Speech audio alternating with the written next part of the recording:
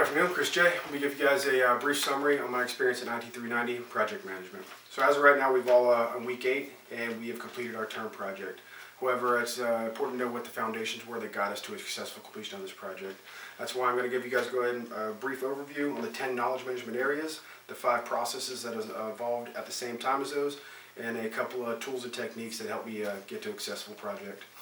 All right, so just to start right off into it, all right, so you got project integration management. This is where you're going to define the work that you have to do, how you're going to do it, and why you're going to do it. This could also be identified as contingency planning. This is where you're actually going to figure out some of the risk involved in that, the entire scope of the project. Then you got scope transitions into project scope management. This is one of the most important knowledge areas. You're going to be given a scope, and you got to identify the entire plan from start to finish, what your left and right limits are to keep you within that end state or that scope, that project scope.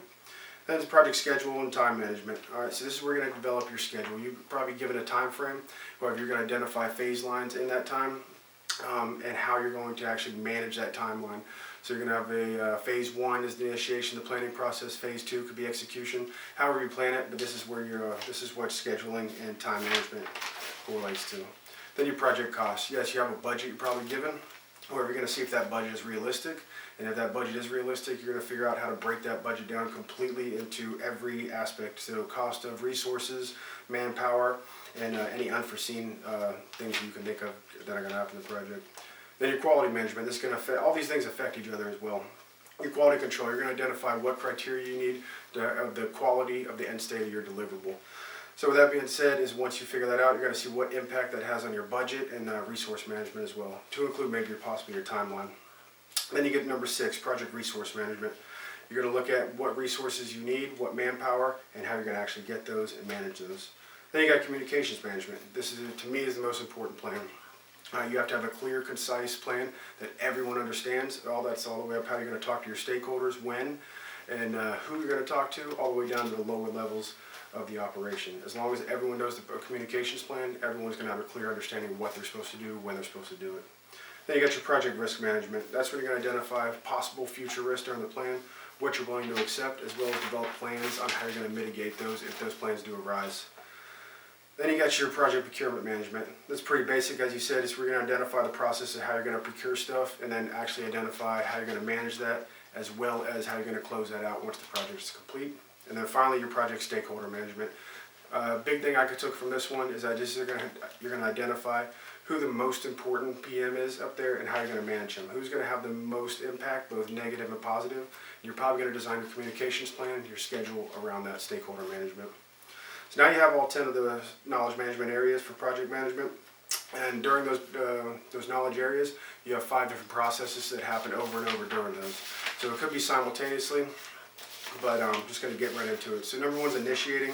This is where we're going to develop the actual work that's going to be done, what you're going to do, as well as you're going to look at different phases of the project. So this kind of transitions into your planning phase of it.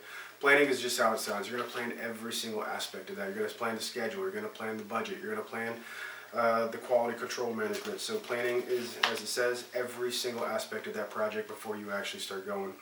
Then you got execution. That's when you're actually doing the work. That's when the project is being conducted, no matter what phase that you're in.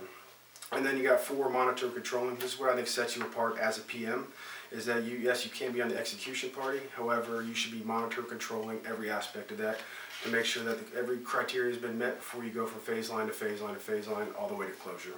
And then closing, how that transitions to that. Again, as you're executing, you could be closing the actual phase of that project, or you could be closing the entire project as it's finished. So now you have all those, the 10 knowledge management areas and the 5 processes. You can understand that what you did to get the successful completion of your project. Now there's a ton of different tools and techniques that you can use. I'm just going to give you 2 of the ones that I used to help me out with my term project. First one is the military decision-making process. Just to give you a quick thing of that, it's where a commander gets a mission.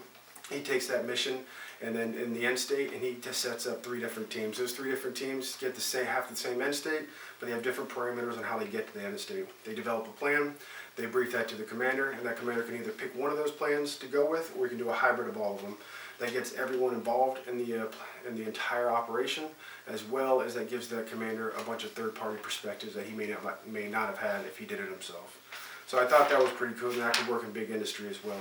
The other one is the Gantt chart. I know it's very basic and we all used it. However, the way it's broken down, I use it in work today now that I've learned it. I'll give you a brief rundown of that. You get your timeline, so if you have a 6-month schedule, you're going to break that down, then you get your phases. And in that phases, you're going to break down all the subsets in that phase, what needs to be done, in what order, and who's doing it. Then what needs to be done to reach those next phases, all the way to the very end of the project.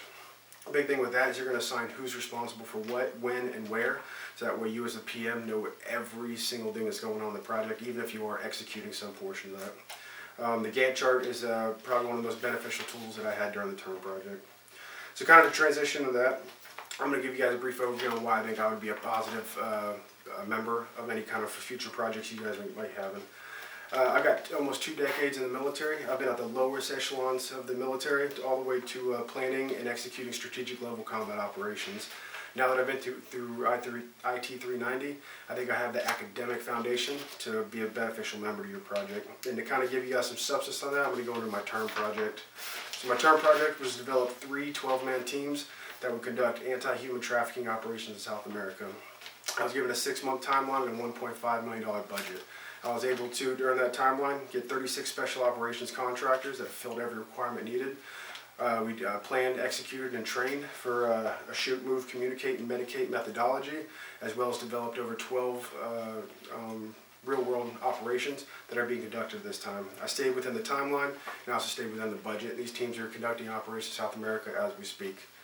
So that's why I think I could be, now that I have this under my belt, I think I could be a beneficial member of any of your teams.